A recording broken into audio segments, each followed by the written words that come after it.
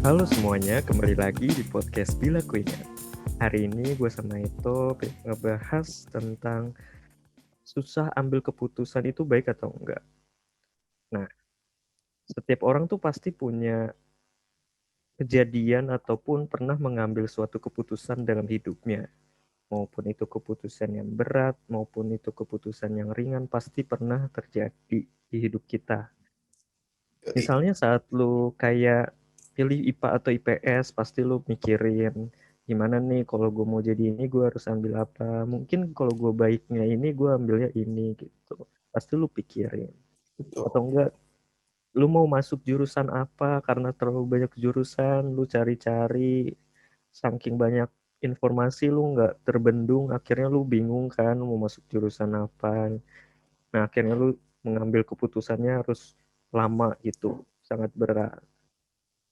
Bahkan sampai ke hal-hal simple aja kayak mau berangkat ke suatu tempat, itu lu mikirin lu mau pakai apa.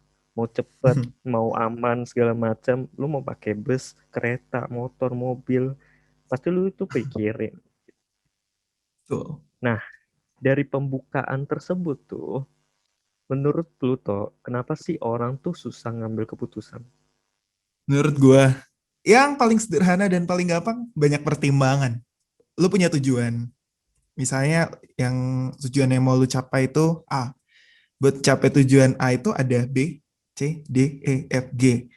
Lalu bingung nih, lu harus ngambil yang B, lu harus ngambil yang C, D, E, F, atau G. Banyak banget yang harus lu pilih kan. Nah, gue rasa itu bisa jadi faktor paling dasar sih.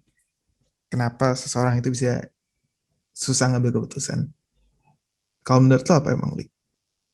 Kalau gue hampir sama, tapi menurut gue tuh terkadang kita tuh merasa susah banget untuk ngambil keputusan tersebut karena kita tuh berpikir resikonya tuh apa aja. Bener. Takut salah ya. Takut salah. Takut salah. Terus kita juga mikirnya pasti yang banyak positifnya tuh yang mana gitu. Hmm. Tapi pasti kita mikirnya, ah kayaknya negatifnya lebih banyak deh. Gitu. Pasti kayak gitu. Iya, iya. Padahal kita sebenarnya nggak memikirkan positifnya itu. Padahal positifnya banyak, tapi kita nggak mikir positifnya. Malah mikirnya negatifnya. Benar. Itu sih menurut gue. Terus juga bisa karena tekanan dari orang lain gitu. Hmm. Misalnya kita harusnya santai nih, kita mau ngambil keputusan misalnya santai nih. Ah, gue mau masuk karena gue suka ini, oh gue masuk jurusan ini deh, gitu kan. Terus misalnya ada tekanan dari orang tua lu gitu, atau tekanan dari saudara-saudara lu yang mungkin nekenin lu buat masuk jurusan lain. Itu mungkin jadi mumet, akhirnya jadi kebanyakan kepikiran sehingga susah ngambil keputusannya gitu. Benar. Benar. Iya kan? Iya. Atau enggak bisa dari perasaan. Kita tuh nggak enakan atau baperan lah ke orang lain gitu. Oh, bisa, bisa. Misalnya misalnya kita simpelnya kayak pacaran deh. Kita kita nih dua cowok suka sama satu cewek gitu kan. Iya. Kita susah nih ngambil keputusan apakah gue mau pacarin nih cewek atau gue relain si cowok teman gue cowok ini pacarin si yang gue suka kayak gitu. Hmm. Ya gitu lah simpelnya. Akhirnya nggak bawa perasaan sama feeling lo gitu loh. Iya, iya, iya. Berarti ada dua Mungkin ya. Ada dua tipe. Kalau yang gue lihat, berarti yang terakhir lu jelasin itu lebih semacam tekanan ya. Tapi tekanannya itu mm-mm, ada dua hal, dari internal sama eksternal gitu ya. Kalau internal itu mm-mm. lebih kayak gimana perasaan lu melihat sesuatu yang ada di luar gitu, kayak misalnya keresahan, komitmen pribadi. Kalau enggak misalnya lu punya janji nih sama orang, terus lu ngerasa nggak enakan kalau nggak nepatin janji, ya padahal itu tekanan dari dalam diri lu sendiri kan, belum tentu Iya, orang lain peduli gitu, lu nepatin janji atau iya, enggak. heeh, Terus kayak bener eksternal banget. itu juga kuat sih, tekanan eksternal kayak misalnya dari orang atau teman dekat, atau Yap. misalnya ada perjanjian yang mengikat, misalnya lu punya sebuah perjanjian di atas hitam di atas Mm-mm. putih, itu juga Iya betul, jadi tekanan ya. benar benar benar. Terus tadi lu sempat nyebutin juga tentang apa ya, eh, Orang terlalu banyak ngelihat negatifnya, bener gak sih? Mm-mm. Nah, Mm-mm. itu kalau yang gue lihat sebenarnya ketika suatu keputusan itu diambil, pasti setiap keputusan itu punya positif dan negatif kan, punya Betul, benefit, punya risikonya juga. Nah, betul. kadang-kadang orang tuh butuh benefitnya nih, tapi mereka nggak Mm-mm. sanggup nahan risikonya. Gitu. Mungkin kalau yang paling dasar kita ngomongin tentang uang kali ya. Misalnya lu jadi seorang trader, terus misalnya lu pengen banyak untung tapi lu nggak mau rugi. Atau mungkin yang lebih lebih sederhana lagi, lu punya banyak uang, terus lu pengen ngembangin uang itu, lu misalnya pengen jadi reseller, lu kalau mau jadi reseller, mungkin yang pada yang sebelum ada dropship, lu kan harus punya barangnya dulu kan. Nah, tapi lu Iya. nggak sanggup nahan risikonya kalau barang yang gue beli Heeh. nggak laku itu gimana. Iya bener Tapi banget. padahal mereka pengen untung, tapi mereka nggak mau kalau barangnya yang nggak laku. Iya. Makanya itu yang buat susah ngambil keputusan tuh juga itu sih Iya, sebenarnya. bener. Bener banget sih. Tapi Ya, menurut lu toh apa tuh? susah ambil keputusan itu menurut lu baik gak sih? Ada positifnya gak sih? Eh, ada, pasti ada. Positifnya apa pasti ada. Positif pasti ada. Eh, kayak tadi yang gue bilang, positifnya itu pasti mendatangkan keuntungan kan. Terus Hmm. kadang-kadang mungkin kalau itu dilihat dari hasilnya kan, kalau dilihat dari prosesnya, sebenarnya pengambilan keputusan itu kan bukan suatu hal yang sederhana. Itu sebuah proses yang kompleks dan kayak melibatkan pergulatan pribadi gitu kan. Nah, menurut gue itu justru ngasih kesempatan buat buat seseorang yang mau ngambil keputusan tuh buat berpikir gitu. Sebenarnya yang mau keputusan yang mau diambil itu benar atau enggak sih? Ngasih Hmm. kesempatan buat mikir, terus buat mempertimbangkan kan, dengerin masukan-masukan dari orang yang lebih tahu lah, orang yang lebih tahu, orang yang lebih ahli gitu. Sekalian nyari tahu sebenarnya, misalnya mereka punya 4 keputusan nih, dari 4 Ah, itu mana sih yang benar, mana yang salah. Misalnya benar itu ada 2, yang salah ada 2. Yang salah itu kan otomatis dieliminasi dulu kan. Oh, dieliminasi. betul. Sisa 2. Nah, sisa 2 itu bisa tinggal pakai pertimbangan lain atau gampangnya pakai feeling, bisa aja kayak gitu. Kalau menurut tuh Hmm. apa positifnya? Ada nggak sih positifnya? Li? Dikit gak sih? Kalau menurut gua selama gua pikir-pikir gitu, dikit doang deh. Kayak Ya apa tuh? positifnya yang gua ambil adalah menimbulkan kita punya rasa kehati-hatian yang lebih tinggi. Hati-hati. Hmm. Iya. Kalau misalnya kita dikasih project sama bos lu, terus yang lu megang marketingnya, lu megang budgetnya, berarti kan lu harus hati-hati banget kan Iya, benar. buat ngambil suatu keputusan yang dimana strategi marketingnya tuh harus kayak gimana gitu. Nah, pas Hmm.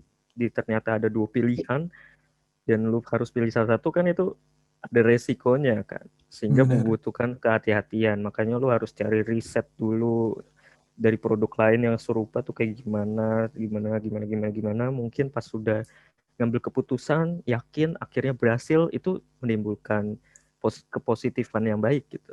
Yang baik ya tetap positif ya baik ya, kayak gitu.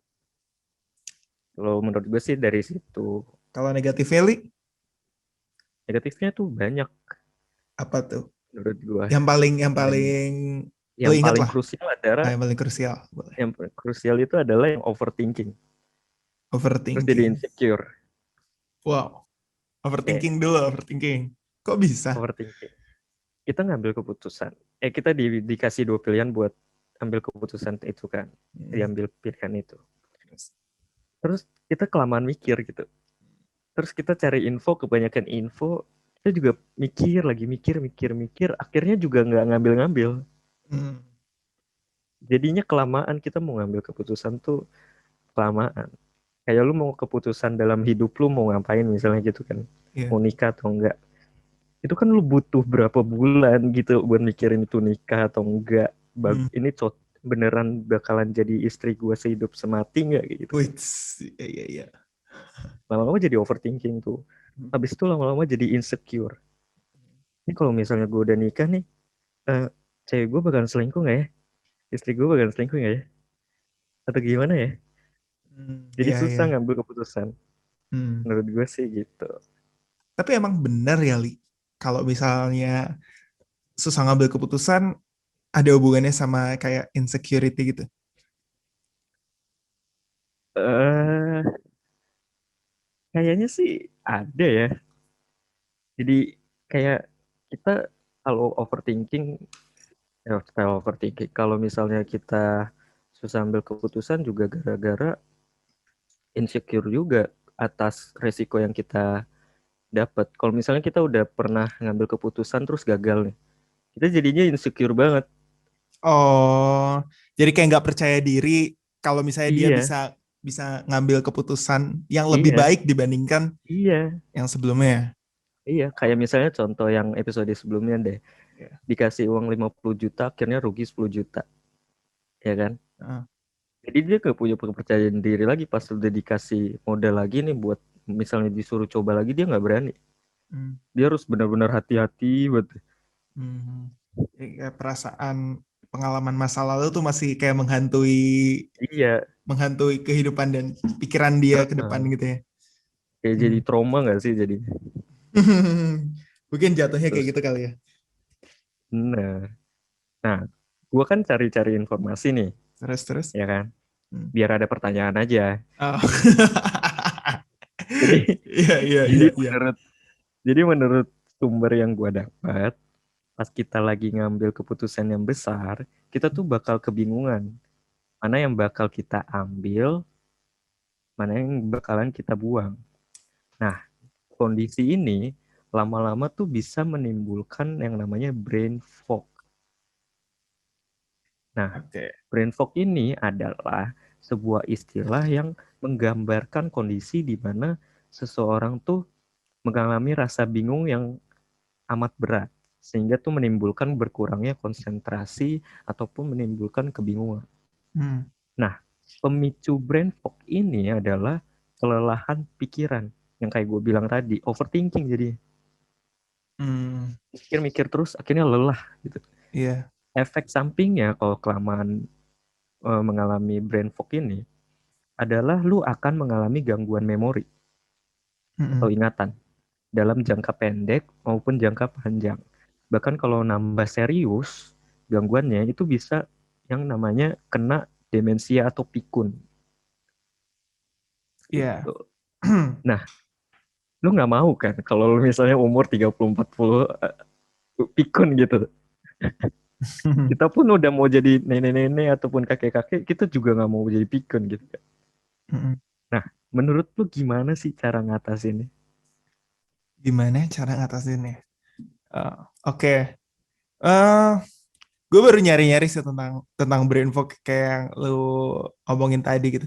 Terus gue nemu di satu sumber, kalau dari sumber yang gue baca terus coba gue ngerti itu, eh kayaknya ada suatu hal yang kebalik deh. Jadi bukan brain fog yang menyebabkan kayak kebingungan, gangguan konsentrasi, tapi penyebab dari brain fog itu penyebabnya itu kayak misalnya kelainan hormon atau perubahan hormon, habis itu tidur yang kurang atau misalnya Hmm, diet-diet yang tidak sesuai nutrisinya itu tidak terpenuhi dengan baik kayak misalnya hmm, kekurangan vitamin B12, stres, itu ya, yang justru menyebabkan brain fog-nya gitu. Nah, jadi hmm, kayak kalau yang gue baca dari parsleyhealth.com itu kayak gitu. Jadi penjelasannya tadi agak kebalik. Nah, kalau misalnya penjelasannya dibalik kayak gitu, menurut gue cara ngatasinnya kalau dari brain fog sesimpel ya lu kurangin hal-hal penyebab stres. Habis kurangin hal-hal penyebab stres, misalnya lu coba makan sesuatu yang lebih bervariasi biar apa ya? Biar eh, nutrisi di tubuh lu itu seimbang. Kalau enggak misalnya lu makan hmm, vitamin. Kalau enggak hmm, misalnya salah satu penyebabnya itu kan kekurangan tidur. Tidur itu kan yang baik antara 7 sampai 9 jam tergantung dari umur lu berapa. Nah, ya udah hmm, lu jangan sampai kekurangan tidur karena kadang-kadang kekurangan tidur itu bikin eh, ketika kita bangun kita ngerasa kelelahan gitu. Nah, ketika kita ngerasa hmm, kelelahan dan misalnya hal-hal yang tadi itu terjadi terus-menerus, otomatis secara cepat atau lambat kalau hal itu terjadi dalam jangka waktu yang lama kan akan terjadi ya misalnya gangguan konsentrasi yang jangka panjang, gangguan kebingungan jangka panjang, habis itu gangguan memori jangka panjang. Nah, dari situ mungkin akan mempengaruhi kemampuan lo untuk mengambil keputusan gitu. Itu kalau kalau kalau kalau bahasan medisnya kali ya dari apa yang gue baca Hmm. gitu, sama apa tadi yang lu jelasin dikit gitu. Hmm, Kalau menurut lu gimana, Li? Mungkin secara apa ya? Secara uh, psikologinya gitu, atau misalnya psikologinya. apa yang lu tahu gitu, gimana? Secara psikologinya sih kayaknya ya nggak tahu sih ini emang gampang dibilang tapi gampang nggak gampang dilakuin ya. Cuman ya ya gimana kayak ya pokoknya jangan terpaku sama perasaan lu. Kadang-kadang kita tuh eh, kalau susah ambil keputusan kan gara-gara yang tadi gue bilang kan mungkin gara-gara perasaan gitu kan. Kadang tuh kita juga nggak enak juga sama orang lain gitu. Bener sih. Sampai kita tuh ngalah akan sesuatu yang menurut lu tuh sebenarnya sebenarnya tuh penting gitu. Nggak tahu sih penting atau berguna ya kita tergantung kita juga sih. Nah, kadang kita tuh harus belajar untuk bersikap tuh bodo amat, gak pedulian. Nggak buku ya, bukan buku ya, itu bukan buku. Gue mau nunjuk nih buku yang ada di Kita rak belajar di rak untuk buku gue nih. bukan, Oke, bukan. iya iya. Nah, tapi kita juga nggak boleh bodoh-bodoh amat gitu loh. Hmm, Sekali buat peduli, ya nggak apa-apa gitu. oke. Karena kan emang lama-lama juga hidup tuh emang lu harus bergantung sama temen lu semua gitu kan. Kan Hmm, enggak, berarti harus bergantung sama diri lu sendiri juga gitu. hmm, hmm, Tinggal kita mau nimbanginnya kayak gimana. hmm. Tuh. Jadi Terus istilahnya jadi terus ningkatin apa apa ya? tuh? Ningkatin kemampuan diri lu sendiri gitu. Mm-mm. Tuh. Terus jangan terlalu banyak pertimbangan lah. Hmm, Kalau yang susah-susah banget ya, maksud gue bukan dalam hal kerja kayaknya jangan terlalu banyak pertimbangan gitu. Yang kayak hmm. gue bilang juga banyak informasi ya lu makin bingung, Benar-benar. ya Batasin kan? informasi yang masuk Kita tuh ke diri lu sendiri ya. iya, kalau banyak pertimbangan juga nggak baik. Kita tuh jadi banyak milih. Hmm, hmm, Misalnya deh, simpelnya pas kita mau beli HP gitu. hmm, Ya terus kita kan cari informasinya kan, hmm. spesifikasinya gimana kan. Iya. Terus lu nemuin nih beberapa pilihan. Terus lu bingung kan, terus lama-lama lu beli HP pun tunggu keluaran terbaru. Beli HP pun tunggu keluaran terbaru. Terus kayak Iya. setelah lu beli HP, lu nyesel karena belum lama dari itu keluar lagi yang baru. Hmm, hmm. Kayak Benar. gitu. Ya itu kan sebenarnya hal simpelnya adalah sesuai kebutuhan lu. Kalau misalnya lu mau beli HP, lu seorang content creator, ibaratnya lu seorang influencer gitulah. Hmm, hmm, Wajar kalau lu mau punya HP mahal wajar. hmm, Lu mau punya merek iPhone wajar karena lu seorang yang berkaitan dengan digital, yang berkaitan dengan pengaruh orang lain yang dimana itu butuh juga visual atau misalnya foto yang bagus guys. Harus yang canggih. Misalnya lu mau buat video deh, habis itu lu mau ngedit, ya lu mau make yang HP sejuta emang bisa. hmm. Maksudnya bisa sih bisa, emang nggak lemot gitu kan, kayak gitu. Iya. Tapi lu mikir juga kalau misalnya pekerjaan lu sama seorang misalnya kayak cuman apa ya, Nah, penulis, misalnya kayak penulis menulis mahasiswa. gitu, menulis Ya. Ah. mahasiswa. Ngapain lu HP bagus-bagus, menghasilkan uang juga enggak. Lu mau beli iPhone nih, Ya iPhone ampun, 12 nih. kasar banget sih, Li. Santai, santai, santai, santai, santai. Oke, oke. Ya Maaf lanjut, ya, Li. maaf, Gak apa-apa. maaf. Ya lu Ya, ngapain lu beli iPhone 12 gitu. Yang terserah lu, sebenarnya sih terserah individu masing-masing, ya kan? hmm, Tapi kalau menurut gua dari segi gua menurut gue ngapain gitu beli iPhone 12 kalau lu sendiri pun gak menghasilkan apa-apa dari HP itu. Hmm. Apalagi lu tipe orang yang gak suka foto, tapi lu beli iPhone 12, ya kan? Eh, Kalau dari lihat spesifikasinya pun, misalnya kalau lu mau tahan lama, ya nggak apa-apa lu beli itu buat 10 tahun gitu misalnya. Kalau misalnya 2 tahun lu habis itu ganti yang baru lagi kan gimana ya? Kayak buang-buang aja gitu. Iya, iya, Ya iya. sesuai kebutuhan gitu. Lu Hmm. juga jarang megang HP nih. Ngapain lu Hmm. beli HP yang iPhone 12 gitu? Hmm. Beli aja yang HP 3 4 5 6 juta gitu. Iya. Kan lu emang jarang lihat HP. Ngapain lu juga beli HP bagus-bagus? Tuh. Jadi intinya kayak sesuaiin apa yang mau lo lakuin itu sama apa yang benar-benar lo butuhin, dan Mm-mm. mengurangi mengurangi pilihan-pilihan yang ada, Iya. jangan sampai keluar dari apa yang lo butuhin. Mm-mm. Kalau lu tahu, kalau lu tahu kayak gitu kan setidaknya timbangan lu jadi mudah gitu. Kalau mau Benar, beli sesuatu kan. benar. Kepuasan lo akan suatu pilihan itu akan meningkat.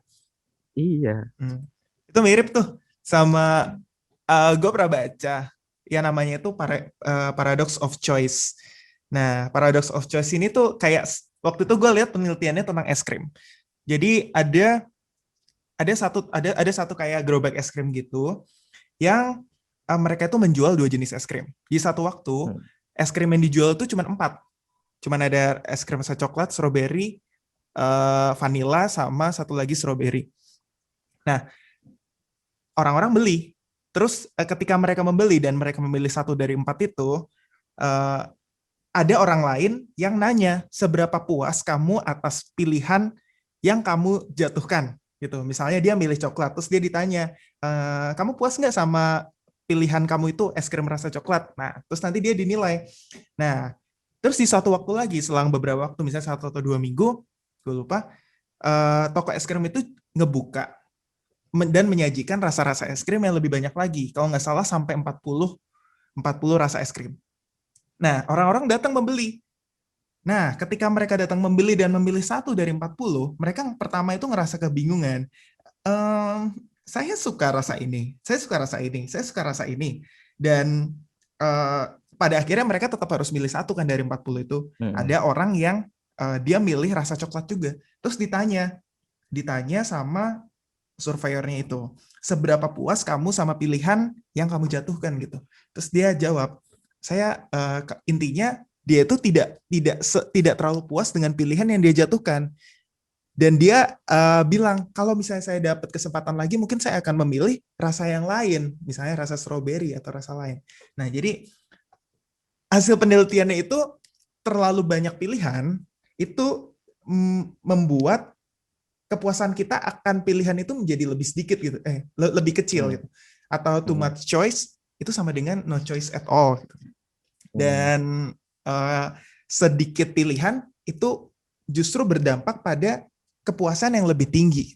Ibarat lu punya dua pilihan, HP A sama HP B.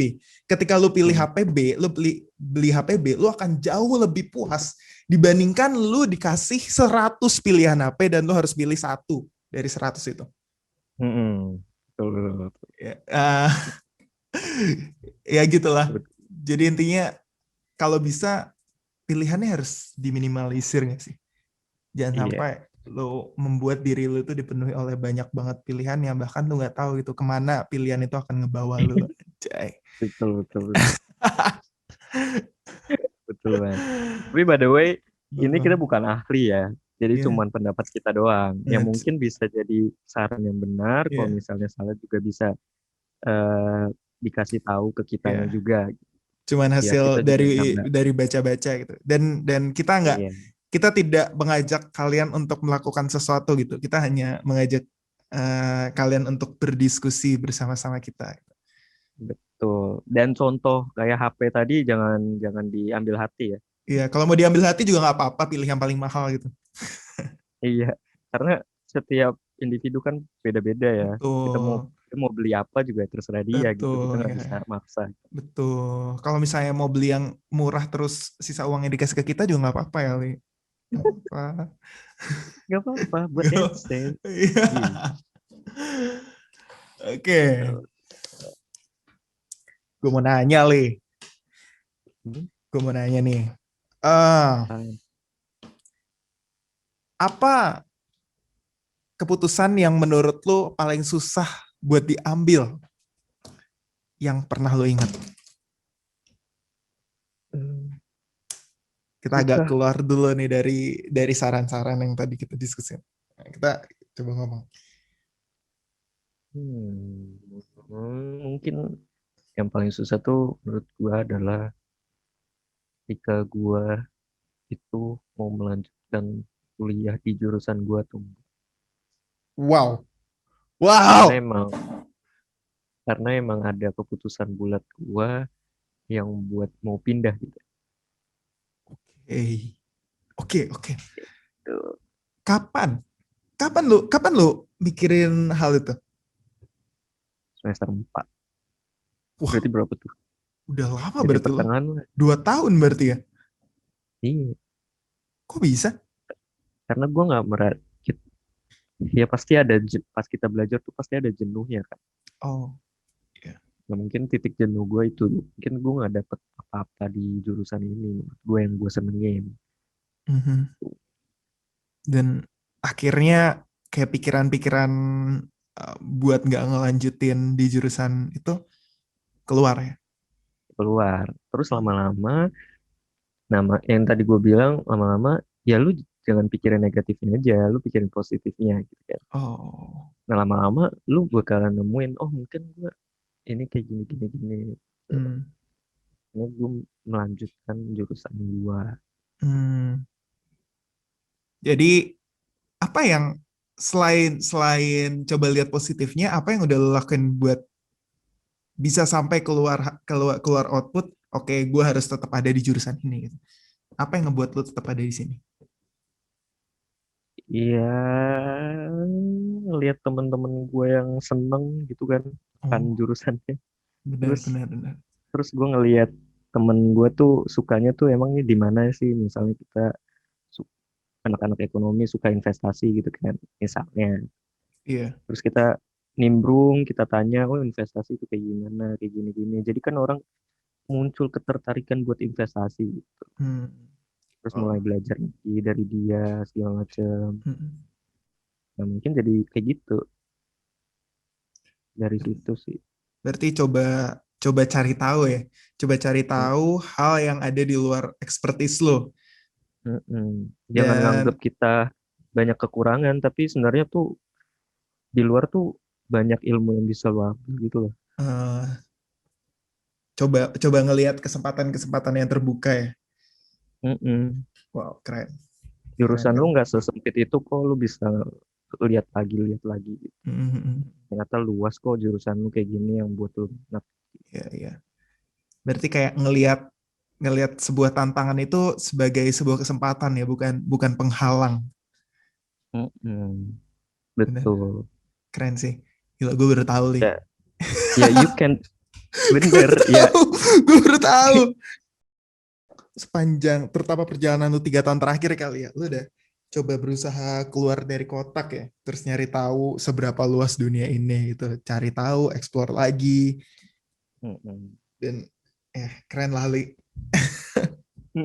Kalau lu tuh, Tapi gue rasa itu satu keputusan besar sih. Itu keputusan besar. Gue rasa gue nggak punya pengalaman yang sebesar itu sampai kayak mutusin apa ya, suatu keputusan yang du- lu nggak mungkin bisa ulang lagi gitu.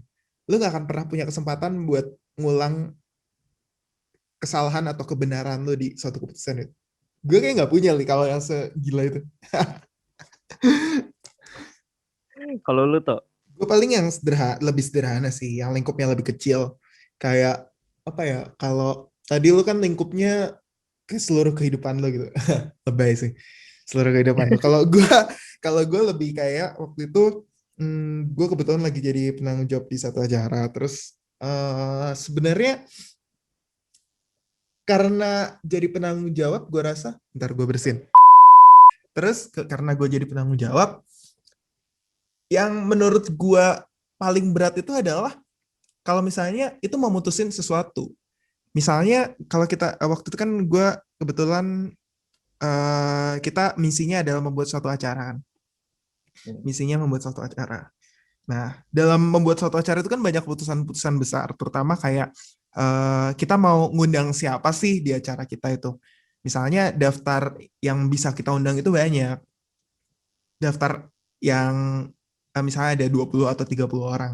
Nah, dari 20 sampai 30 orang itu kan kita harus milih, ya kan? Kita harus milih eh, siapa yang benar-benar harus kita undang, siapa yang sepertinya lain waktu kita undang gitu. Hmm. Nah, menurut gue hal kayak gitu yang sebenarnya secara otot tuh nggak butuh banyak otot, badan kita nggak capek, badan gue nggak Hmm. capek, tapi yang capek itu lebih kayak pikirannya gitu loh. Iya. Hari ini nggak selesai nih, hari ini nggak selesai, ke bawah tidur, tidur ikutan Hmm. keganggu. Besok belum tentu selesai, dan mungkin selesainya itu baru waktu akhir acara. Jadi kayak, Itu brain jadi fog tuh. Itu brain fog tuh. Jadi kayak 6 bulan tuh, 6 bulan itu baru selesai tuh pikirannya. Oh, Lelah-lelah pas sudah selesai acaranya, wah enak gitu kan. iya, Iya, bener bener ya, bener. kayak itu sih menurut gue. Ya paling berat itu emang jadi penanggung jawab sih. Secara otot lu mungkin nggak capek ya, nggak capek. Iya. Lu bisa tidur sampai malam, lu masih belum Mm-mm. ngantuk bisa. Tapi kalau udah ngomongin tentang berapa banyak keputusan yang harus lu buat dan mastiin keputusannya itu tepat, nah itu yang jadi masalah. Tuh. Itu makanya pas kita ada di kelompok milih ketua, kita langsung nunjuk orang kan. Lu biasanya jadi orang yang nunjuk atau ditunjuk, Lil? Iya nunjuk lah. Kita kan udah omongin di episode sebelumnya. Kalau soalnya biasanya yang ditunjuk itu antara emang jago atau dia jadi tumbal. Oke, skip. Iya, Harus dikat. emang deh gitu. Tidak baik. Udah baik. Gue lupa lagi mau nanya apa jadi. Ya udah, gue lagi yang nanya deh. Gue mau nanya lu lagi, Li. Apa yang udah lu lakuin buat bisa jadi seseorang yang cepat ngambil keputusan? Nah, Hmm. kalau lu bisa bisa ngusulin judul ini kan berarti harusnya lu udah punya, lu pasti punya sebuah pengalaman yang keren dalam mengambil keputusan dan membuat lu berpikir gitu gimana cara lu bisa jadi pengambil keputusan yang lebih baik atau seenggaknya lebih cepat gitu. Apa sih? Kayaknya justru sebaliknya deh. Gue tuh tipe orang yang susah ambil keputusan ya. Oh iya. Gue memikirkan resiko suatu strategi atau segala macamnya itu terlalu tinggi gitu. Hmm. Karena pertama pertama kita juga nggak punya pengalaman, ya Hmm. kan. Kali coba takutnya kayak yang gue bilang itu, yang akhirnya dia trauma gitu lah, insecure. Iya, iya. Takutnya gitu. Kayak misalnya eh gue mau jalan kemana, ada dua pilihan, mau lewat sini atau lewat sini. Ternyata ya yang kita lewat tuh lebih macet dibandingkan jalur yang satunya gitu. Hmm. Nah itu gua aja yang kayak gitu aja bingung aja. Lo Gue harus mau lewat lewat mana? gue mau lewat Pancoran atau lewat BKT nih. Bingung nih gue. Iya, iya, iya. Kalau jam segini tuh tetap aja macet ya macet gitu. Iya, Pikiran iya. gue. Hmm. Akhirnya ya udahlah.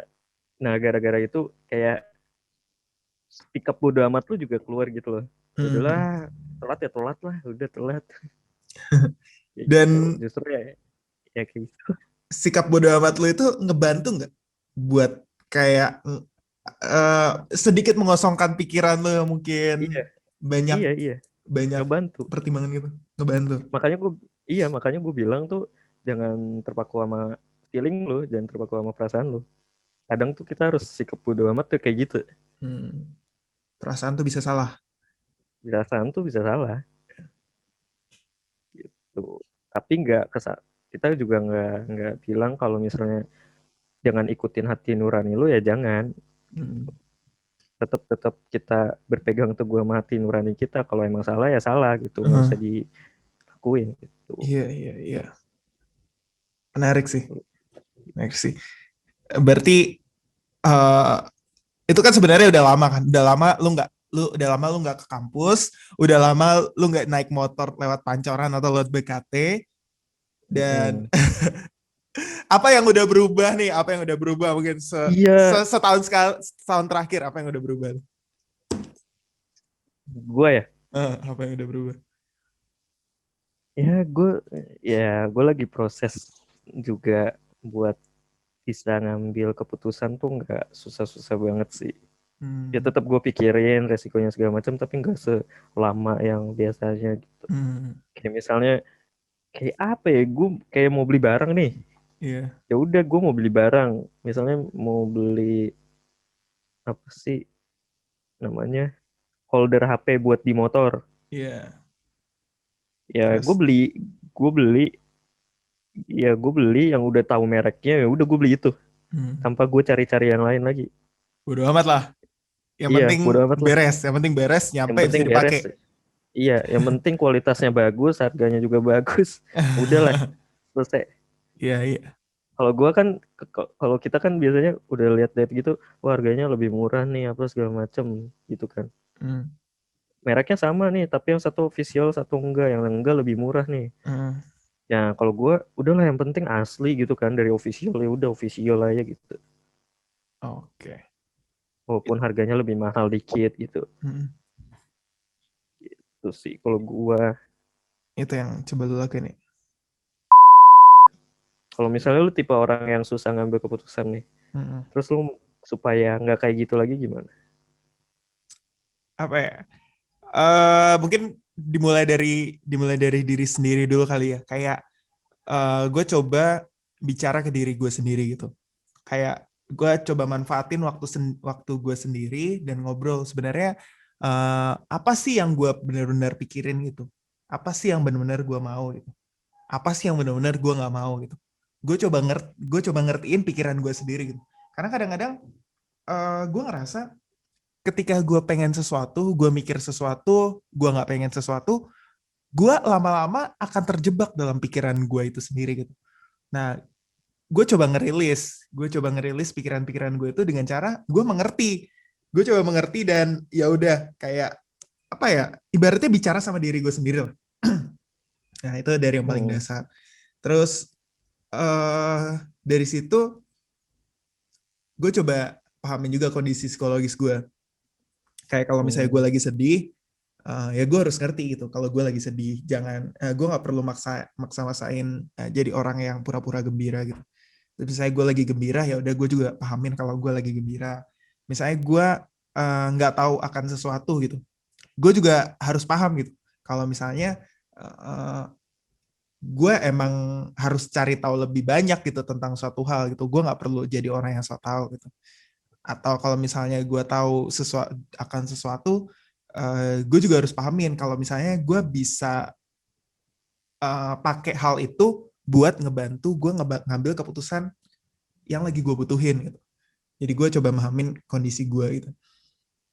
Terus apa ya? Yang terakhir yang menurut gue paling penting adalah jatuh itu adalah sebuah kepastian. Tapi kembali bangun itu adalah pilihan. Nah, jadi Betul. jadi kayak kesalahan itu ngebuat gue belajar sih. Gue jadi tahu kan mana yang benar, mana yang salah, dan gue nggak akan pernah tahu yang salah kalau misalnya gue nggak pernah jatuh gitu. Betul. Gue nggak tahu rasanya jadi juara satu kalau misalnya gue nggak pernah juara dua, gue nggak pernah juara tiga. Betul. Itu sih, Li. Mau bangkit tuh pilihan lu, bangkit atau enggak. Yo, pilihan.